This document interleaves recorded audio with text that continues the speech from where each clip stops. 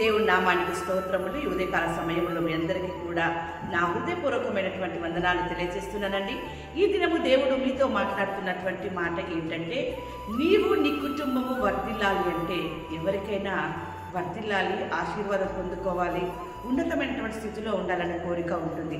అయితే ఆ కోరిక మీ జీవితంలో కావచ్చు, మీ కుటుంబంలో కావచ్చు, తీరాలి అంటే దేవుడి వాక్యం సెలవిస్తూ ఉంది కదా. సామెతలు 28వ అధ్యాయం 25వ వచనంలో వాక్యం ఈ రీతిగా ఉంది, యెహోవా యందు నమ్మిక ఉంచువాడు వర్ధిల్లును. ఎవరైతే దేవుని యందు నమ్మిక ఉంచుతారో వారు వర్ధిల్లుతారట. అయితే ఒక వ్యక్తి ఉన్నాడు, ఆ వ్యక్తి కూడా దేవుని నమ్మాడట, ఆశ్రయించాడట. అయితే ఆయనకి ఏం మేలు జరిగిందో చూద్దాం. దినవృత్తాంతములు 2వ గ్రంథము 26వ అధ్యాయం 5వ వచనములో వాక్యం ఈ రీతిగా ఉంది, దేవుని ప్రత్యక్షత విషయమందు తెలివి కలిగిన జకరియా దినములలో అతడు దేవుని ఆశ్రయించెను. అతడు యెహోవాను ఆశ్రయించినంత కాలము దేవుడు అతన్ని వర్ధిల్లజేసెను. దేవుని బిడ్డలారా, శోధనలో, ఇబ్బందుల్లో, ఇరుకుల్లో, అవమానములో, ఎలాంటి పరిస్థితులు నీకు ఎదురైనా నువ్వు దేవుని యందు నమ్మిక ఉంచు. నువ్వు దేవుని బిడ్డవని తెలిసి నీకున్న సమస్తమును కోల్పోయిన కావచ్చు యోబులాగా, అయినప్పటికీ కూడా నువ్వు దేవుని యందు నమ్మిక ఉంచు. లేమిలో అన్ని కోల్పోయి ఒంటరిగా ఒకవేళ నువ్వు జీవిస్తున్నావేమో, అన్ని దూరం అయిపోయి ఒంటరిగా నీ కుటుంబం ఉంటుందేమో, ఈరోజు దేవుడు నీతోనే మాట్లాడుతూ ఉన్నాడు. ఎన్ని అవమానాలు, ఎన్ని నిందలు వచ్చినా, ఎంతమంది ఎన్ని అన్నప్పటికీ మనిషిని మాటని నీవు లెక్క చేయక దేవుడి పైన నమ్మిక కలిగి ఉండు. నీకున్నటువంటి స్థితిలో నువ్వు దేవుణ్ణి ఆశ్రయించినటువంటి స్థితిలో నీవు ఉన్నట్లయితే యోబుకు వచ్చినట్టుగా రెండింతలా వర్ధిల్లడం అనేది నీకు దేవుడు కలగజేస్తూ ఉంటాడు.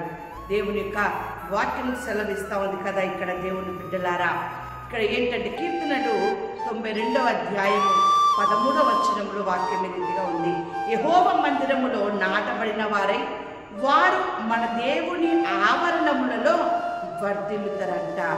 ఎవరైతే తన పరిస్థితుల వైపు చూడకుండా, అవమానిస్తున్నటువంటి మాటల వైపు వారి చెవి యొక్కకుండా, అన్ని స్థితిలో ఉన్నప్పటికీ, లేని స్థితిలో ఉన్నప్పటికీ దేవుని యందు నమ్మిక ఉంచి దేవుణ్ణి ఆశ్రయించినటువంటి బిడ్డలంట యెహోవా మందిరములో నాటబడిన వారై వారు మన దేవుని ఆవరణములలో వర్ధిల్లుదురంట.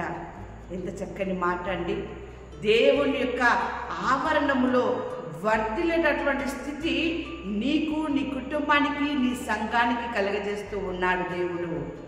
అది ఎలా ఉంటుందంటే, నీటి కాలవల యోరను నాటబడినదై ఆకు వాడక తన కాలమందు ఫలమిచ్చు చెట్టు వలె ఉంటూ ఉంది. దేవుని బిడ్డలారా, నీటి కాలువన యోరన నాటబడిన చెట్టు ఎప్పుడు కూడా పచ్చగా ఉంటుంది. ఎండిపోవడము, వాడిపోవడము, రాలిపోవడము అనేది ఉండకుండా పచ్చగా ఉంటూ ఉంది. దేవుని బిడ్డలారా, ఎప్పుడు తన కాలమంతా కూడా ఫలమిచ్చు చెట్టు వలనే ఉంటుంది. అనేకులకి ఫలాలు ఇచ్చేటటువంటి రీతిగా దేవుడు నిన్ను, నీ కుటుంబాన్ని వర్ధిల్ల చేస్తూ ఉన్నాడు. అనేకులకి సాక్షిగా ఉండేటటువంటి రీతిగా నిన్ను, నీ కుటుంబాన్ని, నీ సంఘాన్ని వర్ధిల్ల చేస్తూ ఉన్నాడు. నువ్వు దేవుని యందు నమ్మిక ఉంచడము, దేవుణ్ణి ఆశ్రయించడం వలనే ఇలాంటి యొక్క వర్ధిల్లత నీకు, నీ కుటుంబానికి, నీ సంఘానికి కలుగుతుంది. అందుకని వాక్యం సెలవిస్తూ ఉంది కదా కీర్తనల గ్రంథములో, అక్కడ వారు ముసలితనమందు ఇంకా చిగురు పెట్టుచుద్దురు, సారము కలిగి పచ్చగా నుందురు. దేవుని బిడ్డలారా, ఇలాంటి పరిస్థితులు నీకు ఎదురైనా నువ్వు దేవుణ్ణి ఆశ్రయించు. దేవుని మాట పైన, దేవుడిచ్చిన వాగ్దానము పైన నమ్మకం కలిగి ఉండు. దేవుని యొక్క ఆవరణములో నువ్వు వర్ధిల్లుతావు. అంతేకాదు, ముసలితనమందు కూడా అయ్యో నా బ్రతుకు ఇలా అయిపోయింది, నేను వృద్ధాప్యంలో ఉన్నాను, నాకు బలము చాలదు, అబ్రహాము శారా అన్నారు. కానీ అలాంటి స్థితిలో కూడా యవ్వనపు స్థితి లాంటి దేవుడు వారికి ఆ స్థితిని కలగజేసి గర్భము తెరిచి వారిలో నుండి సంతానాన్ని ఆయన తీసుకొచ్చి ఉన్నాడు. దేవుని బిడ్డలారా, ఎంత చక్కని మాట అబ్రహాముతో దేవుడు అన్నాడు.